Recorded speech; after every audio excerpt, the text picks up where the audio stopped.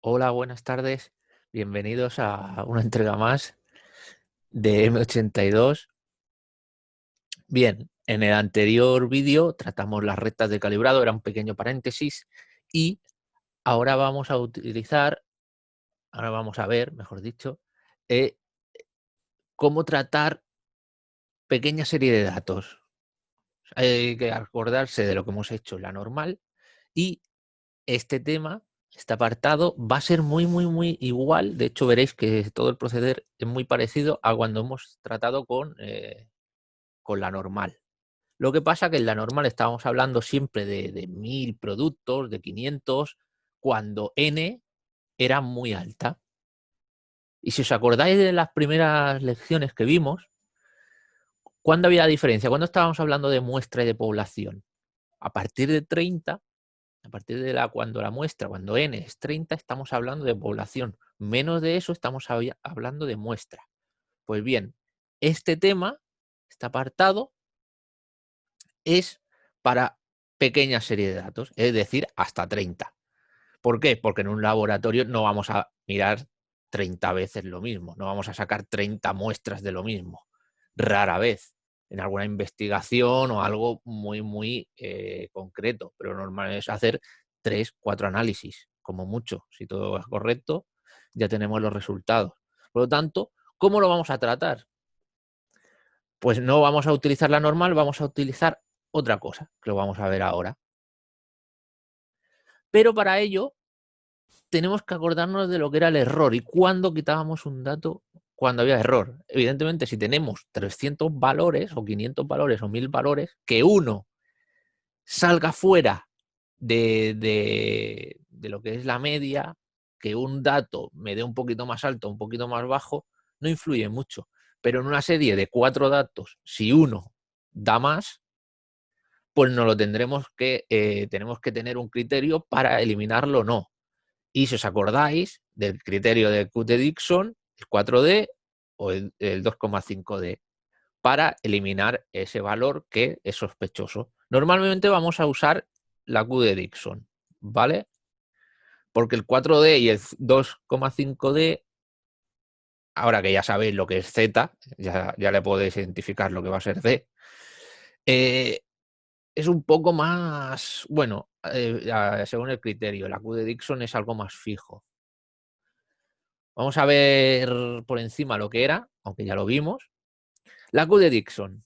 Yo lo que os comento, este es más preferido para tratar en este apartado del módulo. Si tenemos 3 o más datos, ¿vale? Perfecto, podemos aplicar la Q de Dixon, que quiere decir que hay un valor dudoso que se sale de rango. ¿Os acordáis la fórmula? Tenemos que calcular la Q experimental y con la Q tabulada contrastarla. Vamos paso a paso. La Q experimental, ¿cómo se calculaba? Ese valor sospechoso, que ya puede ser muy alto o muy bajo, lo restamos, y valor absoluto, nuevamente, lo restamos del valor más cercano, no la mitjana ni nada, y lo dividimos entre el rank. Nos acordamos el rank, la diferencia entre el valor máximo y mínimo del conjunto de datos. ¿Vale? Buscamos la Q tabulada, que es según la n, y lo comparamos con nuestra Q experimental, que nos habrá dado un valor, ¿vale? Siempre inferior a 1, evidentemente. Y con un 90% de confianza podemos descartar o no este valor, que es sospechoso. Como si la Q calculada, la Q experimental, es mayor a la Q tabulada, se va a rebuchar. Si os fijáis, mientras más n, mientras más muestras, el valor es más pequeño, es más fiable descartar que haya pasado algo en ese análisis que no nos interesa. Cuando tenemos muy pocos datos, la Q de la tabla es muy alto. ¿Qué quiere decir? Que ese valor puede ser legal, puede estar dentro de los parámetros. Lo que pasa es que no tenemos las suficientes medidas para decir que ese no es correcto o si es correcto. Bien, el criterio de 4D, pues es otro criterio para descartarlo. Si tenemos 4 o más muestras, calculamos la mitjana aritmètica, la desviació mitjana, sin tener en cuenta este valor sospechoso, claro. Y calculamos los márgenes, límite superior, sumándole, multiplicando por 4, evidentemente, y multiplicando por 4 y el valor calculado, la desviación, ¿vale? Límite inferior. Si nuestro valor sospechoso está dentro del margen, se acepta. Hay que decir que como estamos con muy pocas muestras, la desviación mitjana la calculamos restando n-1. ¿Os acordáis? No calculamos sigma, sino S. ¿Correcto? De hecho, las preguntas de teoría, la diferencia entre población y muestra era S, que uno era sigma y otro es S. ¿Por qué? Porque ahora vamos a estar trabajando siempre con muestra, excepto si nos dicen lo contrario. Entonces trabajaremos con población. Pero como estamos con valores muy pequeños, estaremos trabajando con muestra. Bien, seguimos. Si está dentro de los valores, desde el límite inferior al límite superior, por ejemplo, la bolsa de pipas famosa, 100 gramos más menos 1 por 4, pues de 96 a 104. Si nuestro valor está en 103, está dentro. Si os fijáis, 4D es lo mismo de llamarle 4Z en la normal, 4 sigmas. Si nos vamos a las tablas de la normal, más menos 4 sigmas era el 99,999% lo que estaba ahí. O sea, algo fuera, si está fuera, es que evidentemente tiene que estar fuera. Algo ha pasado en ese análisis que el resultado no nos interesa para nada. Si está dentro del margen, pues volvemos a calcular la mitjana aritmética, la desviación estándar y todo lo que tenemos que hacer con nuestro valor. Eso sería un valor más. Si lo quitamos, pues lo anulamos para siempre. Lo restamos de n, lo restamos de todo. Criterio 2,5D es lo mismo, pero estrechamos más el círculo, cerco. El valor ahora va a ser mucho más pequeño, 2,5 ya no son 4, lo que multiplicamos, más menos, por lo tanto es mucho más pequeño. Cuando lo usamos para criterios muy rigurosos, análisis farmacéuticos, cuando estamos con algo que puede ser, podemos hablar de salud de las personas. ¿Vale? También 4 más datos, etcétera, etcétera. Y procedemos igual que antes. Bien, esto no era nada nuevo. Ahora sí, pues vamos a ver lo que son los intervalos de confianza, más o menos ya lo sabemos, en pequeña serie de datos y aplicaciones. Y vamos a ver los problemas. Como veis, este tema es bastante corto porque ya es básicamente la normal, pero con menos muestra. Los intervalos de confianza, ¿qué es? Pues cuando tenemos una medida, tenemos un valor, pero tenemos una horquilla de valores, tenemos un intervalo. Dentro de ese intervalo es donde estará el valor real. Nosotros cuando medimos la temperatura, pues hace poco, la verdad, hace 2 grados. Tenemos un termómetro que mide 0,1, pues estamos en desde 1,9 a 2,1 de grados. ¿Cuál es realmente ese valor? No lo sabemos. La incertidumbre, ¿no?, de la medida o del método es ese sigma. Cuando hacemos una medida directa, cuando tenemos que hacer una medida más cálculos, acordamos que la incertidumbre se tenía que multiplicar, hacer la raíz cuadrada y todo ese trámite matemático, porque ya implicaba muchos más valores. Bien, el rango de valores, pues se tiene, pues lo que hemos dicho, desde el valor más pequeño al valor más grande, sumando a la mitjana, ¿no? Al final damos ese valor, tenemos 2 grados más menos 0,1. ¿Y qué pasa? Que podemos decirlo con un intervalo de confianza del 90, del 95 o del 99%. ¿Qué quiere decir esto? Con total seguridad, con el 99% de seguridad, pues voy a tener que dar una horquilla un poquito más amplia. Con un 95 de posibilidades, pues una horquilla un poquito más estrecha. Con un 90% de posibilidades, una horquilla un poquito más estrecha. Aquí es donde juntamos con la normal la explicación. Si os fijáis, cuando estábamos en la normal, el 90% de lo que había en mi curva, en mi campana, nos acordamos de la normal, sí, puedo dibujar. El 90% vamos a suponer era esto. Mis valores van a estar ahí. ¿Qué pasa? Un 95% o un 99% estaban aquí los valores. Eran superiores, era mayor, la horquilla es mayor. Correcto. Pues eso será tanto por ciento que tendré de confianza para decir esos intervalos. Si al intervalo le sumo y le resto la midchana o el promedio, me va a dar los límites de confianza. Pues desde, no sé, ponemos la bolsa de pipa de 100 gramos más menos 4, pues desde 96, límite inferior, límite superior, 104. Bien. ¿Cómo determinamos entonces ese intervalo de confianza?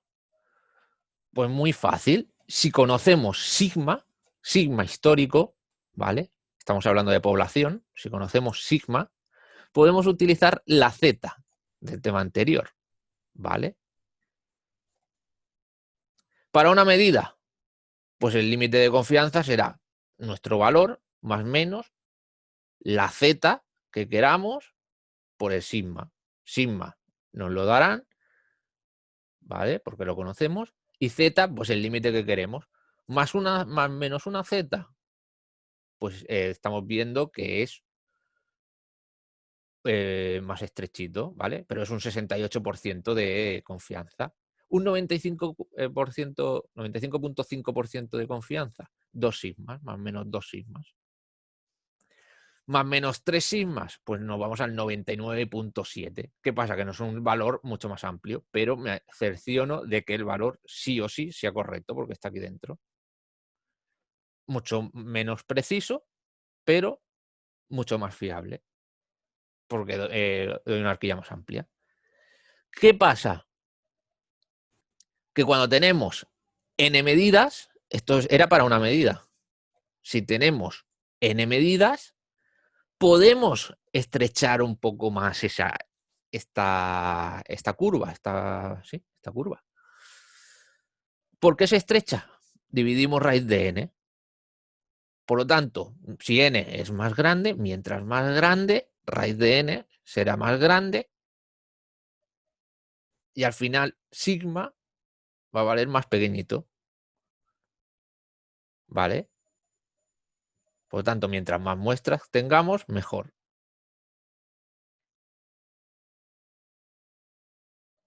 Y calcularemos otra vez los límites de confianza. Esto ahora tenemos un ejemplo, lo miraremos en el ejercicio.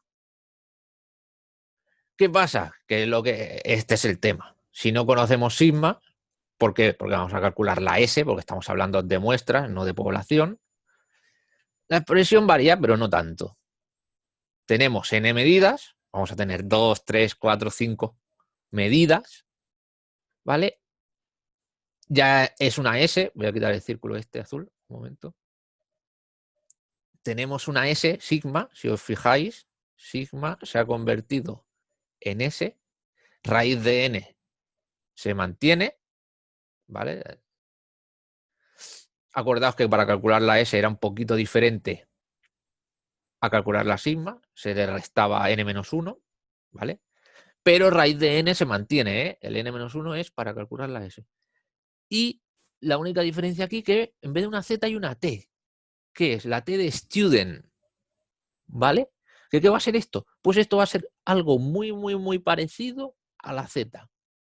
Es también un valor tabulado, es decir, que vamos a tener nuestra tabla, ahora la veremos, y que depende del nivel de confianza, es decir, los tantos por ciento que hemos estado hablando, 95%, 99%, 98%, y también de los grados de libertad del conjunto de medidas. ¿Qué son los grados de libertad? Muy fácil, los grados de libertad es n-1. En este tema Sé que para otros temas es otra cosa. Para este tema es muy fácil. Número de muestras menos 1. Eso es nuestro grado de libertad. Entonces nosotros vamos a tener grados de libertad por un lado y nivel de confianza por otro. Y nos van a tener la T, nos la van a dar. ¿Vale? ¿Qué pasa? Que puede haber otro tipo de problemas donde tengamos que calcularla. La T, como es lo típico de tipificación o destipificación, ¿vale? Que hemos visto en el tema anterior. Algo parecido. Vale, ¿cómo se calcula? Pues lo mismo. ¿Vale?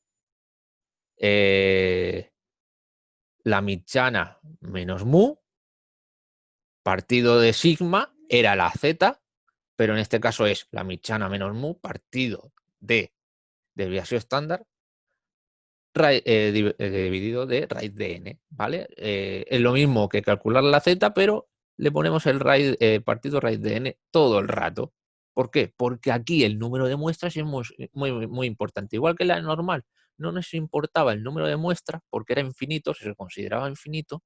Aquí sí, aquí mientras más muestras, nos va a ser un resultado más fiable. Por lo tanto, entra en juego el número de muestras.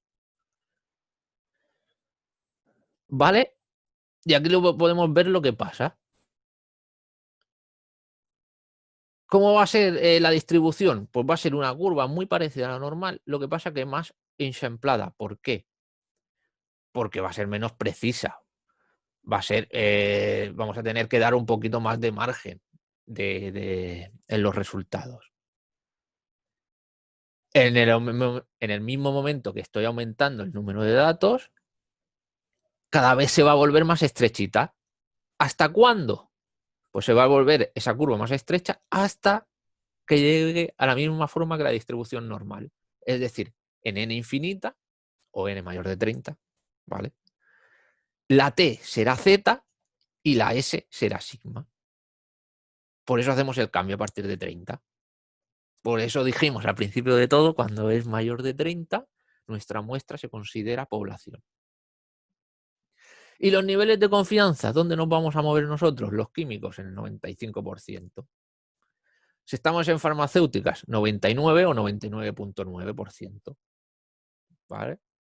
Estudios sociológicos, pues 70%, 80%, se va a permitir un poquito más de maniobra. Vamos ya con la famosa tabla.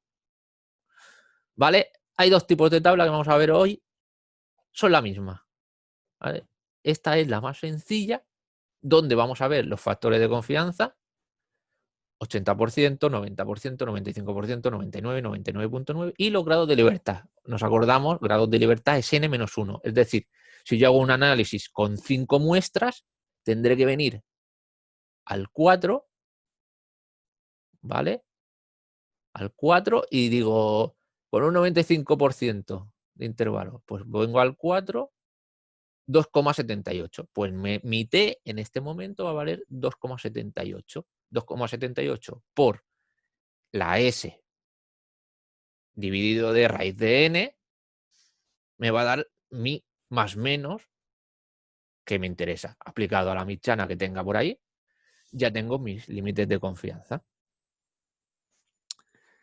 Como vemos, cuando tiende a infinito, si nos acordamos de este valor, 95, 1.96. Si miramos la normal, el 0.95, en las tablas de la normal, Z valía 1,96.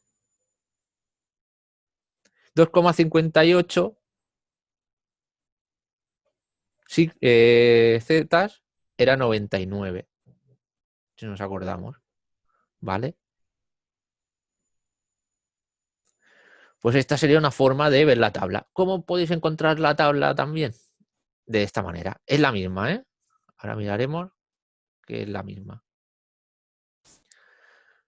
Si os fijáis, la tabla que os he enseñado antes era de 2 colas, sumando las 2 colas, ¿vale? Estamos hablando ya de posibilidades, tanto como, y como vamos a dar un más menos, pues las 2 colas.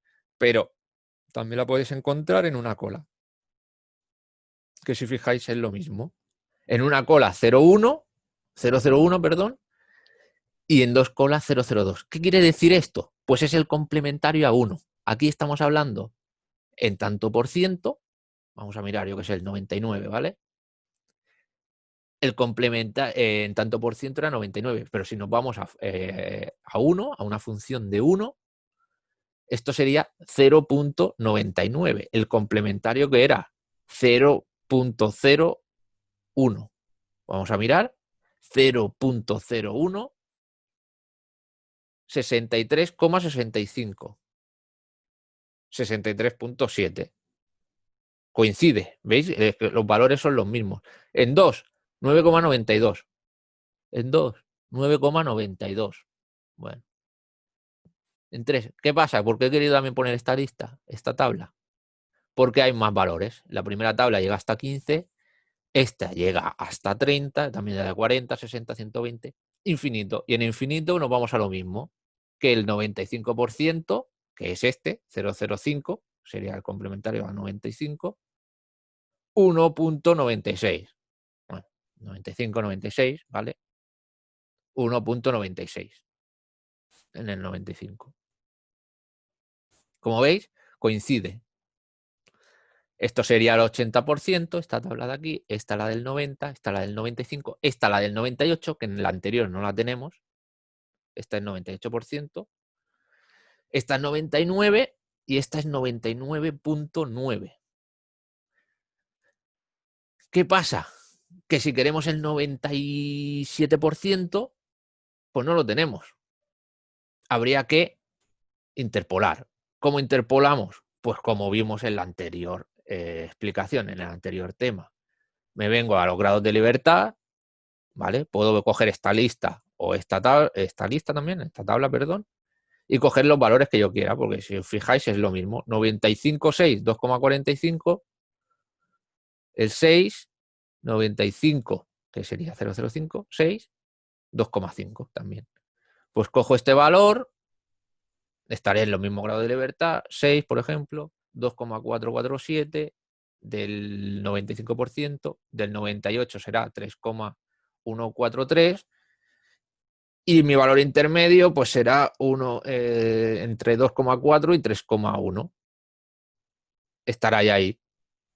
Pues lo calculo. Pues a lo mejor es un 97%, pues lo calculo. Le doy los valores, cojo la fórmula que vimos y lo sacamos.